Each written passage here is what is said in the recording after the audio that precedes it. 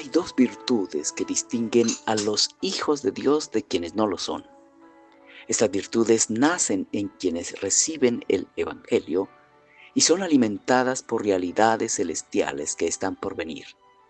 Esas virtudes, además de ser marcas distintivas de los hijos de Dios, la visibilidad de la actividad de ellas motiva a los ministros del Evangelio a adorar al dueño y dador de ellas. Ampliaré esto en la siguiente exposición. Comenzaré a explorar la segunda sección de la carta de Pablo a los colosenses y les invito a que me acompañen en esa exploración. Esta sección consta de dos partes. La primera va desde el versículo 3 al versículo 8. El tópico central de esta parte es la gratitud de Pablo y Timoteo a Dios por el fruto del Evangelio en sus destinatarios, los destinatarios de esta carta. La segunda parte de esta sección va desde el versículo 9 hasta el versículo 14. El tema central de esta parte son las peticiones de Pablo y Timoteo a favor de los creyentes de la iglesia que estaba en Colosas. En cada una de estas secciones hay detalles valiosos. La oración es el punto que hila los demás puntos de estos párrafos. En esta ocasión voy a ocuparme de exponer la primera parte, Colosenses capítulo 1, versículos 3 al 8. Leamos esta porción de la Escritura. Siempre, orando por vosotros, damos gracias a Dios, Padre de nuestro Señor Jesucristo, habiendo oído de vuestra fe en Cristo Jesús y de el amor que tenéis a todos los santos, a causa de la esperanza que está guardada en los cielos, de la cual ya habéis oído por la palabra verdadera del Evangelio. Evangelio que ha llegado hasta vosotros, así como a todo el mundo, y lleva fruto y crece también en vosotros desde el día que oísteis y conocisteis la gracia de Dios en verdad, como lo habéis aprendido de Epafras, nuestro consiervo amado, que es un fiel ministro de Cristo para vosotros, quien también nos ha declarado vuestro amor en el Espíritu. Estos 8 versículos son abundantes en doctrina. Nos revelan detalles importantes relacionados con dos virtudes básicas que distinguen a quienes reciben el Evangelio. Son 8 versículos llenos de doctrina cristiana. En estos versículos el autor menciona el elemento del Evangelio que alimenta esas virtudes. Habla de la extensión del Evangelio y de quién lo habían aprendido los destinatarios de esta carta. El marco de estos puntos es la oración de los ministros del Evangelio. Y el punto central de estos 8 versículos es la gratitud de Pablo y Timoteo a Dios el Padre por el fruto que el Evangelio había producido en sus destinatarios. Pablo y Timoteo daban gracias a Dios el Padre del Señor Jesucristo por la fe que sus receptores tenían en el Señor Jesucristo y por el amor que tenían a todos los santos. Vale recordar que santos aquí no tiene la connotación que el pseudocristianismo romano le ha dado.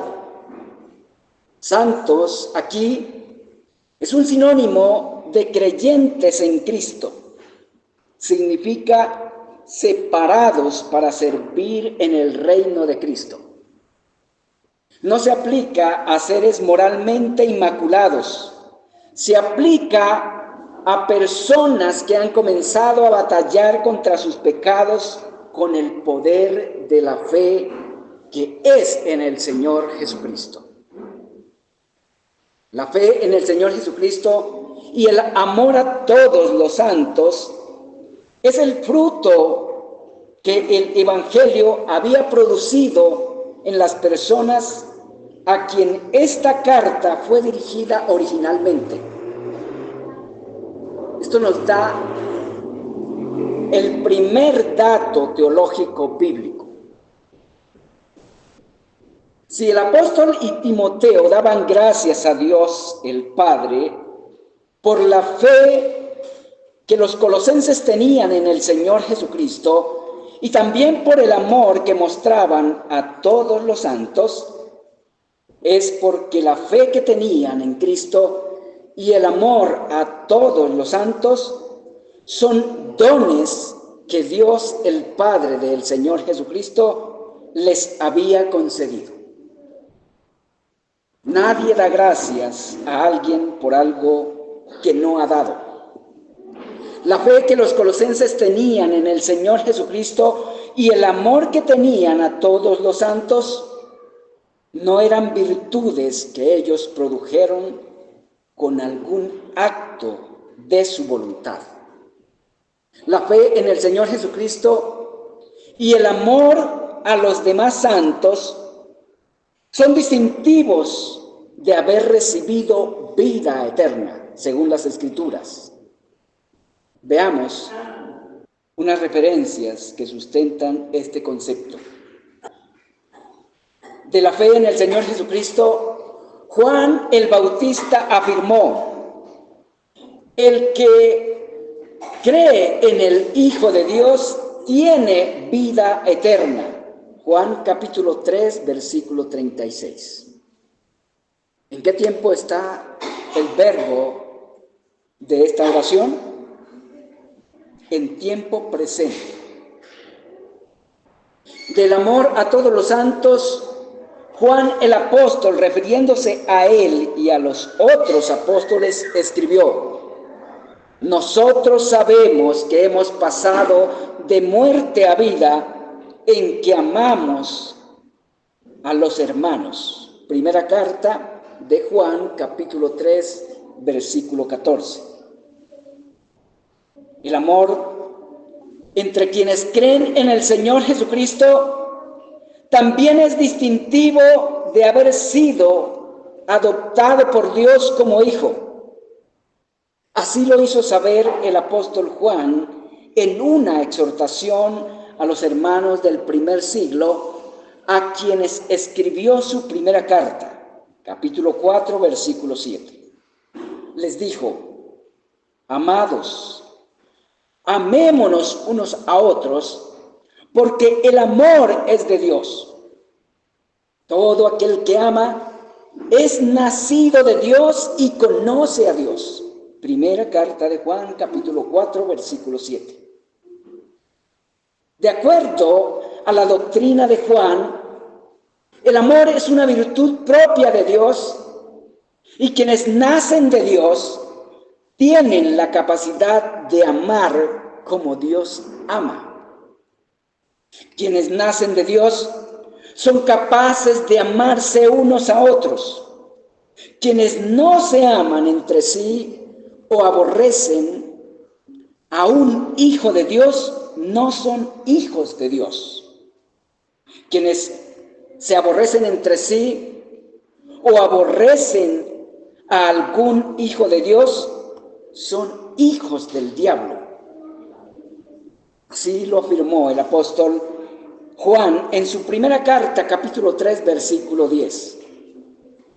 La fe en el Señor Jesucristo y el amor a todos los santos son virtudes que Dios el Padre del Señor Jesucristo da con la vida a partir del nuevo nacimiento.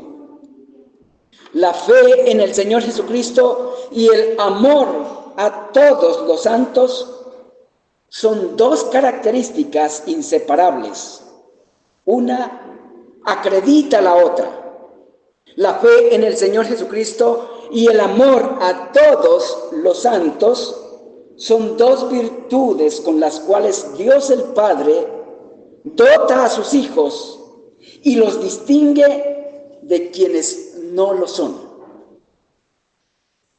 Fue mediante la fe en el Señor Jesucristo y el amor por todos los santos que los apóstoles del Señor Jesucristo sabían quiénes habían sido santificados y hechos hijos de Dios. Eso nos hace ver un segundo punto teológico bíblico. Pero permítanme plantearles una pregunta para que podamos identificar este otro detalle, que fue lo que motivó a Pablo y a Timoteo a dar gracias a Dios por la fe que los colosenses, a quienes escribió, tenían en el Señor Jesucristo y por el amor que tenían por todos los santos. Fue el haber oído de ello. Esto nos da no solo un detalle, sino un par de detalles importantes. Uno, que la fe en el Señor Jesucristo y el amor a todos los santos son virtudes que se pueden ver y distinguir una de la otra. No se mantienen en oculto. Es posible saber en quiénes estas virtudes están presentes. Es posible distinguirlas una de la otra. Dos, que la fe en el Señor Jesucristo y el amor a todos los santos son virtudes de las cuales se puede dar testimonio. Testimonio que al oírlo los ministros del Evangelio son movidos a adorar a Dios con acción de gracias. Fue al oír de la fe en el Señor Jesucristo y el amor a todos los santos que Pablo y Timoteo fueron movidos a dar gracias a Dios el Padre del Señor Jesucristo. Aquí también es válido notar que el autor hace distinción entre Dios el Padre y el Señor Jesucristo. El apóstol Pablo no era sabeliano, no creía que el Padre y el Señor Jesucristo son la misma persona, que unas veces hace de Padre y otras de Hijo. Aquí y en otras escrituras, el Padre se distingue del Hijo. El Padre, según esta porción de las escrituras, es quien les había dado la fe que los colosenses tenían en Cristo y el amor a todos los creyentes. Al Señor lo mencionó como el Hijo y como el objeto de la fe que tenían los colosenses, dada por el Padre. ¿Quiénes son objetos del amor? Todos los santos. Hay otro detalle al que deseo llamar la atención, y es al medio por el cual la fe, que es en el Señor Jesucristo, y el amor a todos los santos son sustentados. En una ocasión les decía, hermanos, que el conocimiento general de las doctrinas bíblicas es valioso, pero no es suficiente. Cuando pasamos por alto algunos de los detalles mediante los cuales Dios sustenta la vida cristiana, perdemos la posibilidad de obtener las bendiciones que necesitamos tener para crecer en un área o en otra. Porque la vida cristiana no se vive de generalidades, de conocimientos generales, y tampoco la vida en el campo físico se puede vivir solo con conocimientos generales.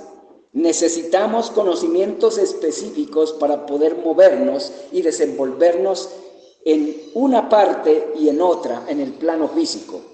Asimismo, necesitamos conocimientos específicos para poder movernos con eficacia en el plano espiritual, en el plano de la vida cristiana.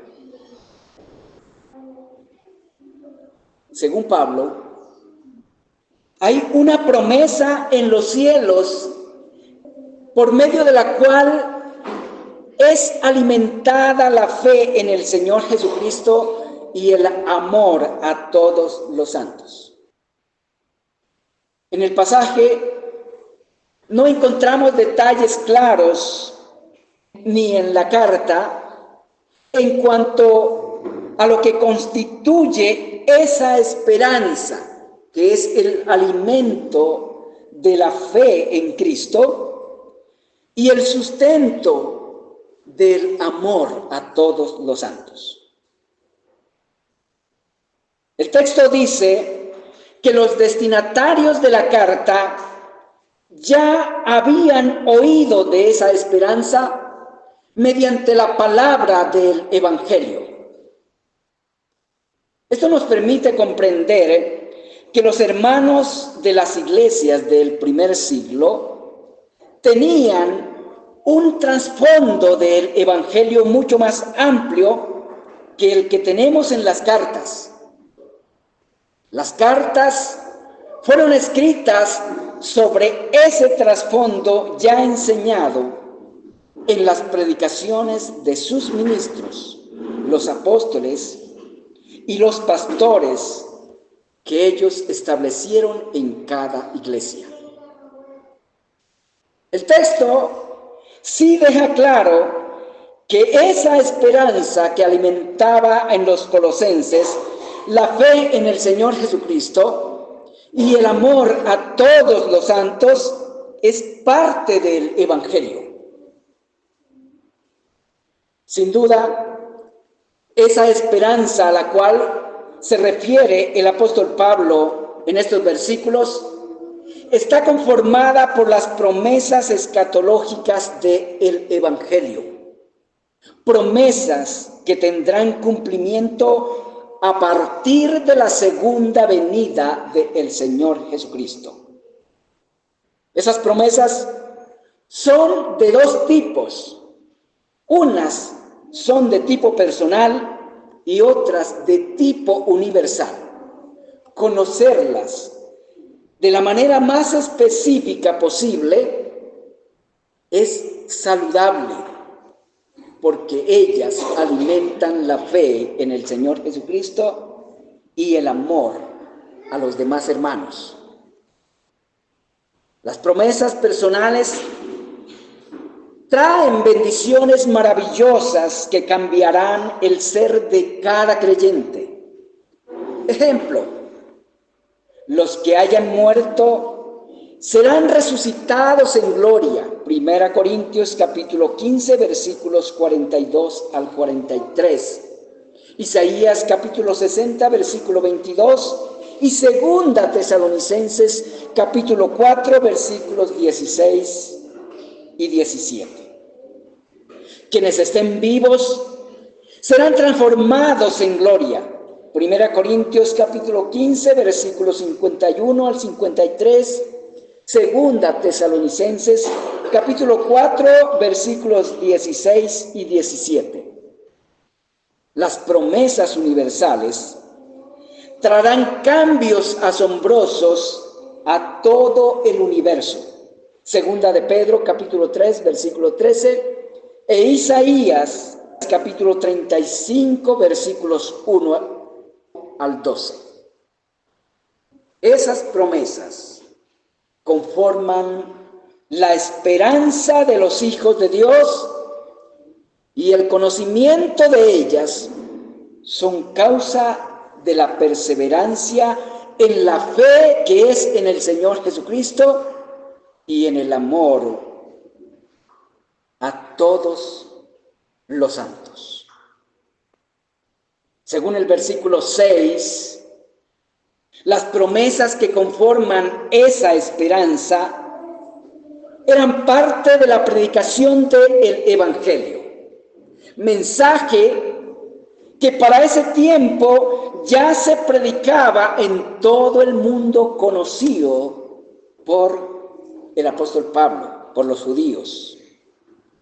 Había llegado a los destinatarios de esta carta y desde el día que lo oyeron y lo recibieron, ese evangelio, el evangelio del reino de Dios, comenzó a dar fruto en ellos y continuaba creciendo y dando fruto de acuerdo a la enseñanza que habían aprendido de Epafras, fiel ministro del evangelio, que era uno de sus pastores, de los pastores de la iglesia a quien fue escrita esta carta.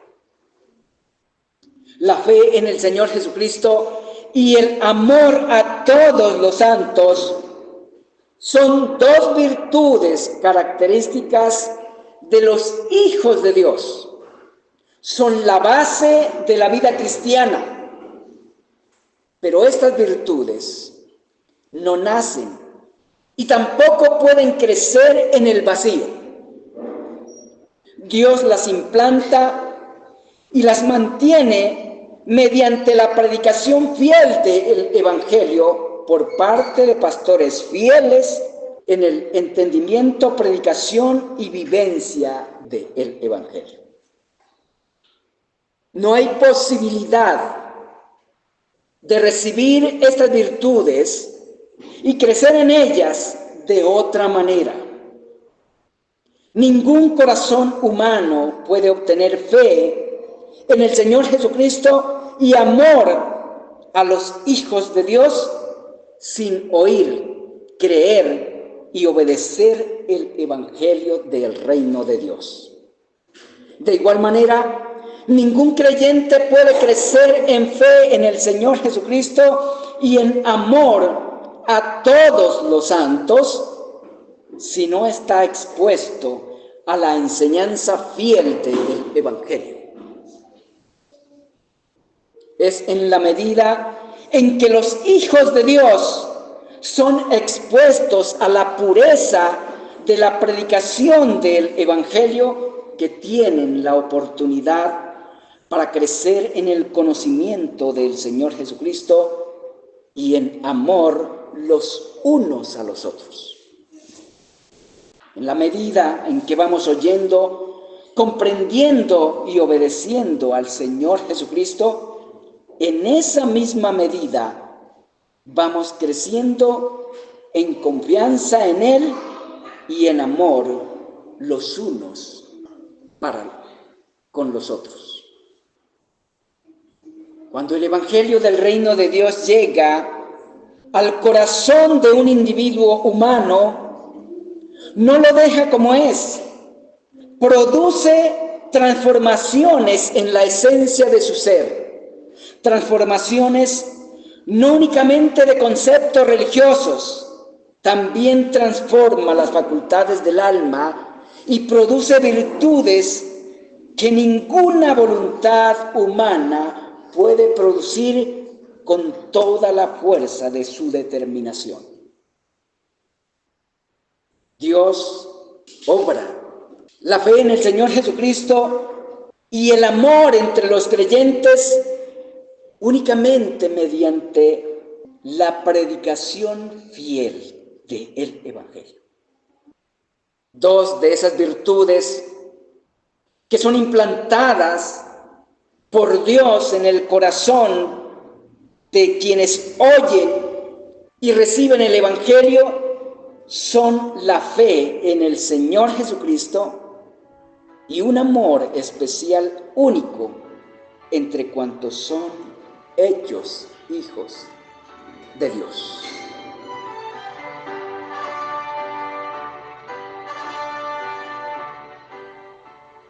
Cuando el Evangelio llega al corazón de un individuo humano, no lo deja tal como es.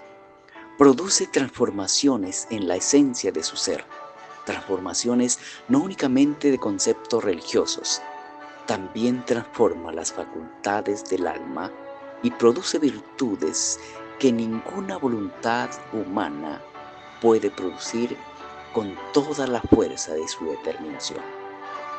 Dos de esas virtudes son la fe en el Señor Jesucristo y un amor especial, único, entre cuantos reciben el Evangelio del Señor Jesucristo.